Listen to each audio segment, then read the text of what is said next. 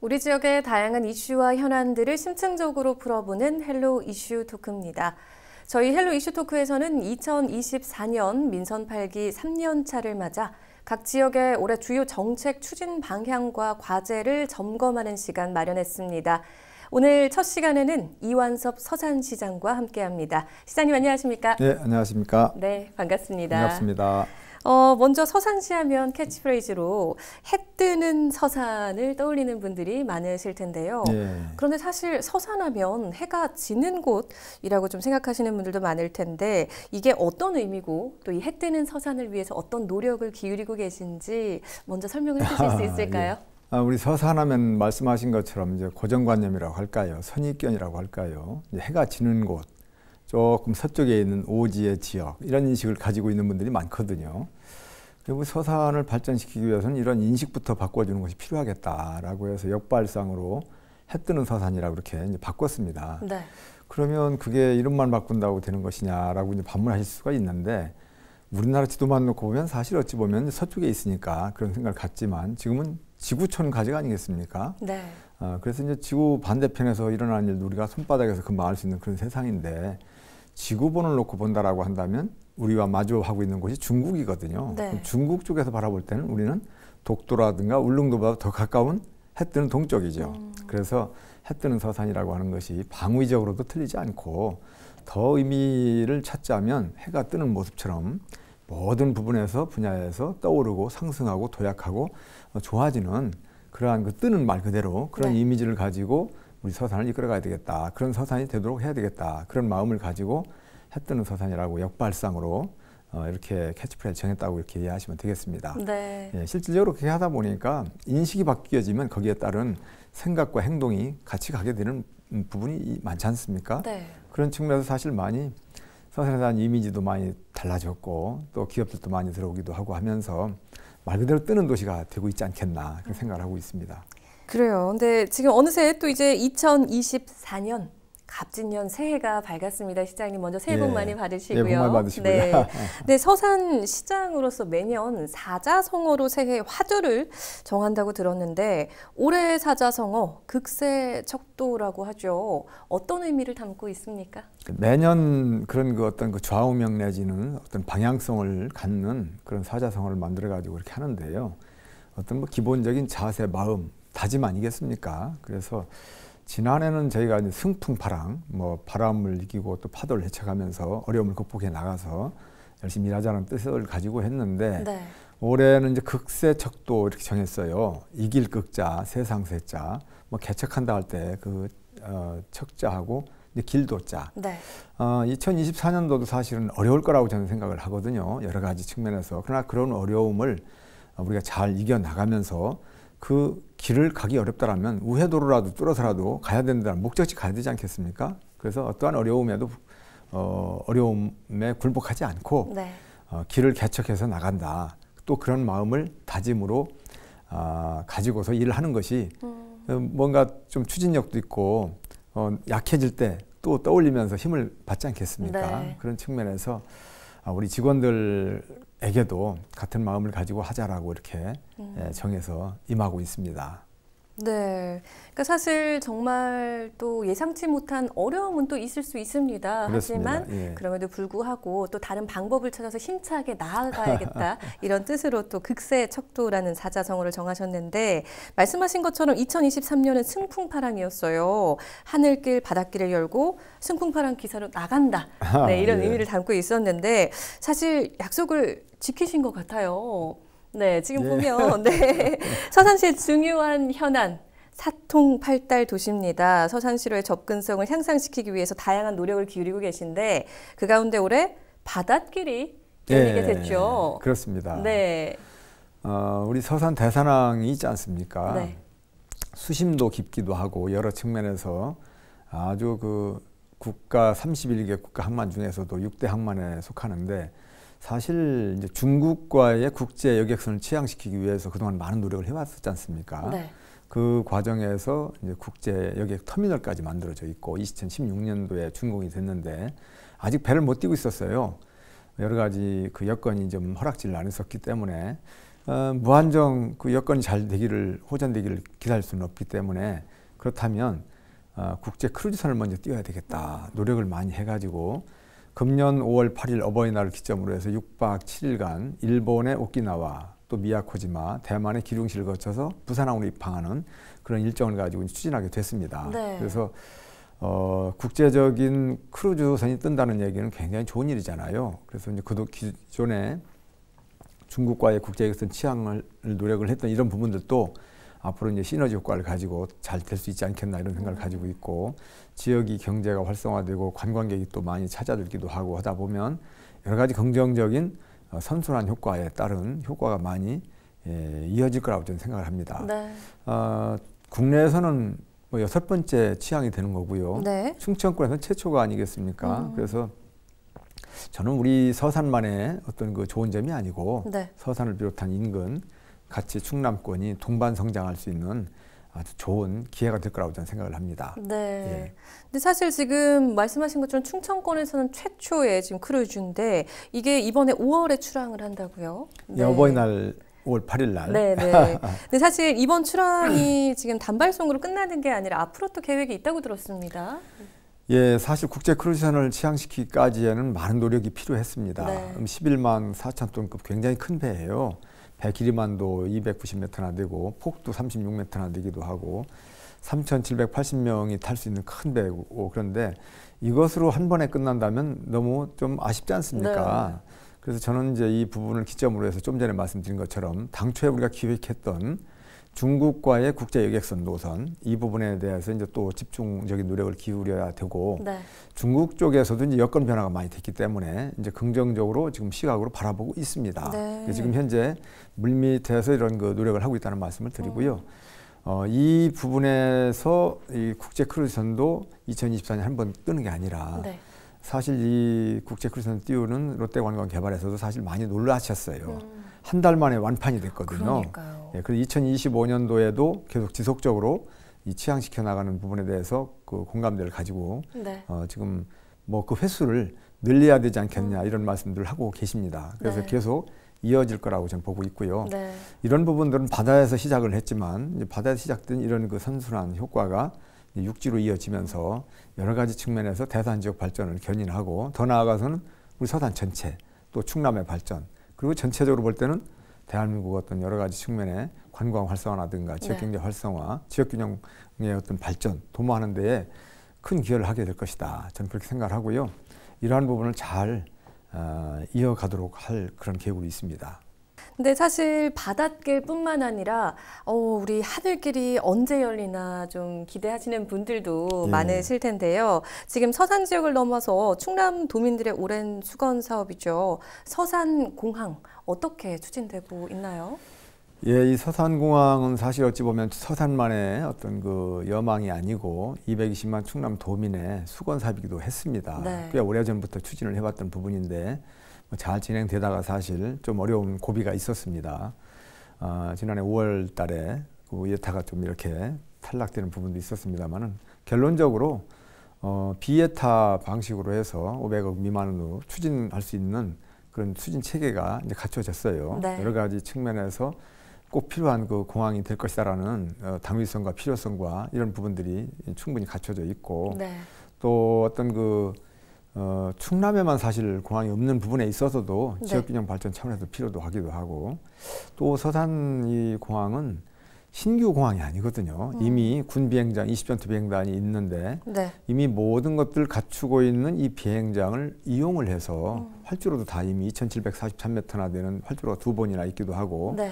유도로가 4번이나 있기도 하고 이런 부분이기 때문에 진입도로라든가 계류시설이라든가 등등 몇 가지만 갖추면 바로 비행기가 뜰 수 있는 여건을 갖춘 곳이거든요. 네. 그래서 지난해 정기국회에서 기본 설계비 10억이 또 통과가 됐어요. 네. 정상적으로 추진할 수 있는 토대를 갖췄습니다.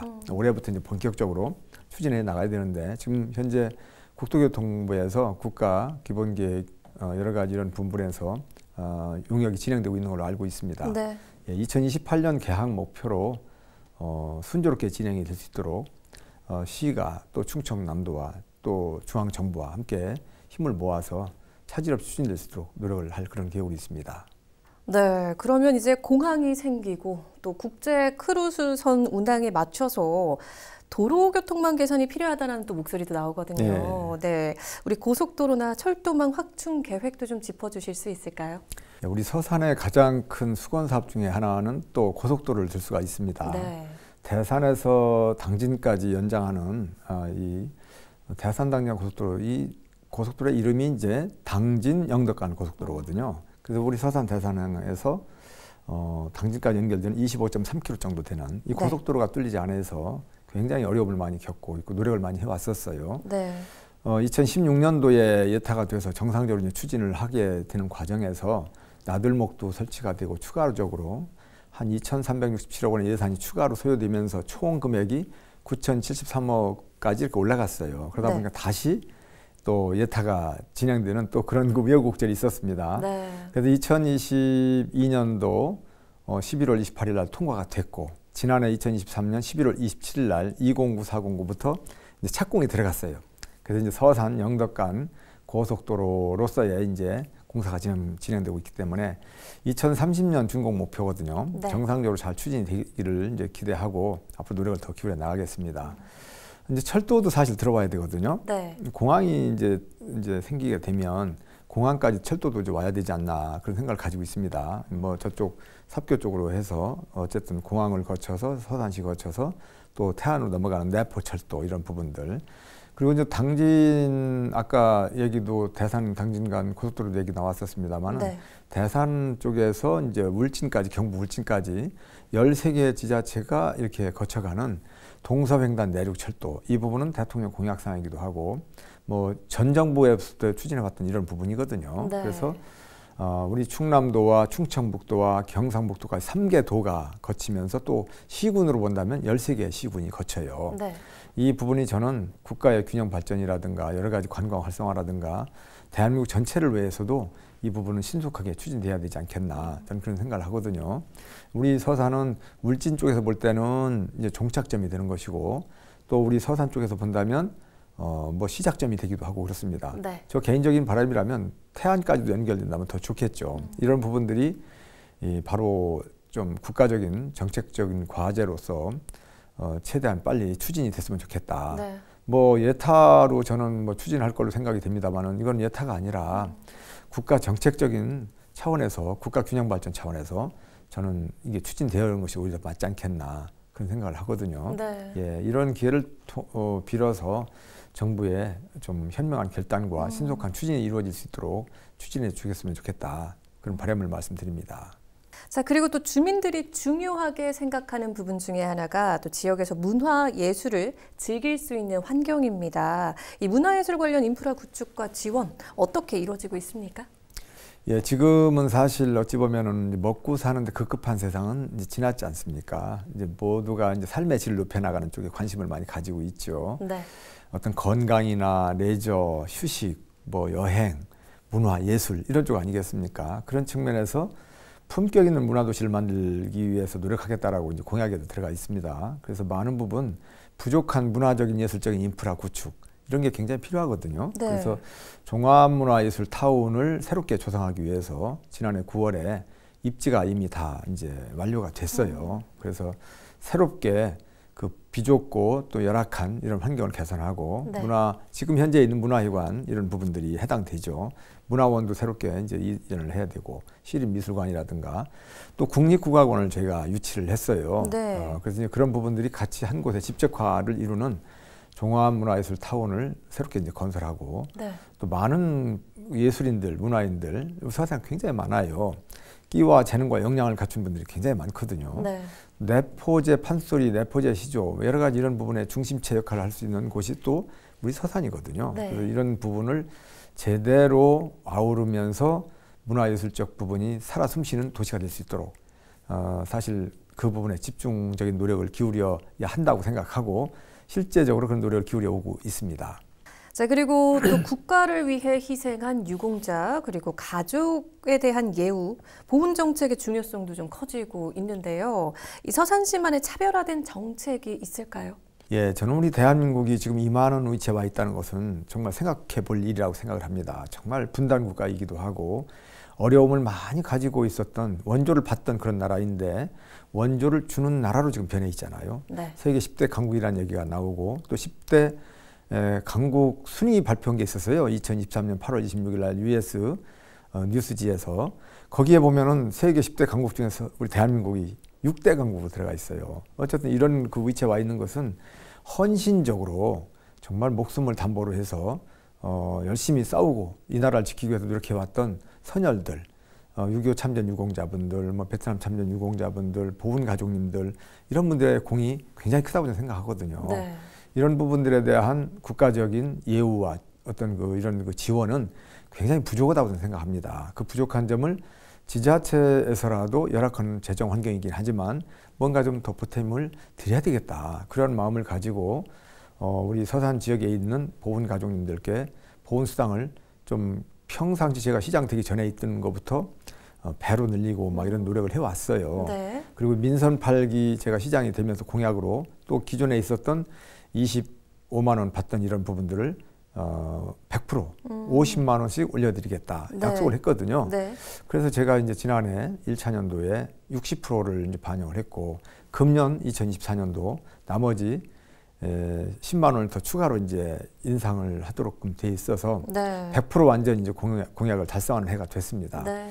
이런 뭐 금전적인 말씀을 제가 드렸습니다만은 그런 것도 중요하지만 사회적인 인식 그리고 그분들에 대한 예우와 존경 이런 그 분위기를 확산시켜 나가고 네. 뭔가 이런 그 어려움을 감내해 나가면서 이 나라를 지켜오고 이끌어 오신 분들에 대한 고마운 마음 이런 것들 일깨워 나가는 노력도 함께 병행해서 나가야 된다고 생각하고 있고 교육계 측면 학생들 아이들 꿈을 가진 이런 친구들도 그런 그 고마운 부분을 알면서 또 성장해 갈 수 있도록 그 노력을 기울여 가고 있습니다.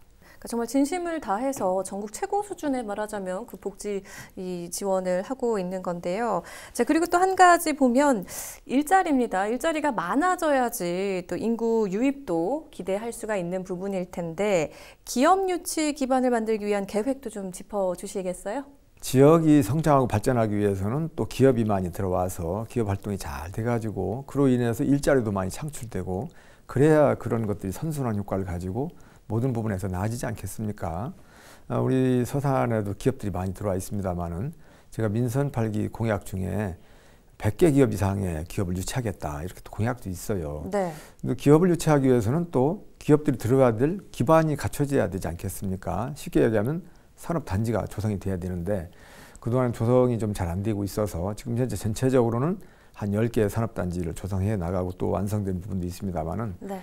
지난해에 3개 산업단지를 전부 충남도의 승인 절차까지 다 마치고 좀 진행되는 과정이 있습니다. 네. 대산 그린 컴플렉스라든가 충의산단 그리고 또 대산 3일반 산업단지 확장 이런 그 산업단지가 잘 이제 SPC 설립을 마치면서 진행되고 있기 때문에 네. 이제 금년부터는 한 40개 이상 또 이렇게 기업을 유치하는데 큰 어떤 그 가속도가 붙지 않을까 이렇게 생각을 하고 기업 유치를 노력을 하고 또 기존에 있는 기업들이 어떤 그 기업 활동을 하는 데 있어서 어려움이 없도록 또 챙기고 함께 행정적인 뒷받침을 하는 거 이런 노력들을 이제 앞으로 더 강화해 나갈 그런 계획이 있습니다. 시장님 또 새해를 시작하면서 마지막으로 방송을 통해 더 전하고 싶은 말씀도 있으실까요? 그동안 우리 서산시를 아끼고 사랑해 주시고 또 저를 아끼고 사랑해 주시는 우리 서산 시민 여러분들과 충남방송 시청자 여러분들께 진심으로 감사의 말씀을 드립니다. 올해는 푸른 청룡의 해 갑진년입니다. 푸른 청룡이 비상하듯이 하시는 일 모두가 다 잘 되시고 건강하시면서 정말 행복한 한 해가 되셨으면 좋겠습니다. 저도 극세척도의 자세로 더 열심히 일 잘해서 우리 서산시를 더욱더 성장하고 발전시키고 충남 더 나아가서는 우리 대한민국이 정말 더 훌륭한 나라가 되고 좋은 나라가 될 수 있도록 일익을 담당하도록 하겠습니다. 네, 시장님. 현재 어려움을 이겨내고 새롭게 개척해 나아가는 서산시의 모습 저희 충남방송에서도 지켜보며 응원하도록 하겠습니다. 감사합니다. 네, 시장님 오늘 말씀 잘 들었습니다. 네, 고맙습니다. 감사합니다. 해 뜨는 서산 비전을 실현하고 새로운 변화를 이끌어가는 서산시가 되기 위해서는 우리 지역 주민 여러분의 적극적인 참여와 관심도 필요한데요. 올 한해 서산시정 운영에 시민 여러분도 관심 갖고 함께해 주시길 바랍니다. 헬로 이슈 토크, 오늘 저희가 준비한 소식은 여기까지입니다. 시청해주신 여러분 고맙습니다.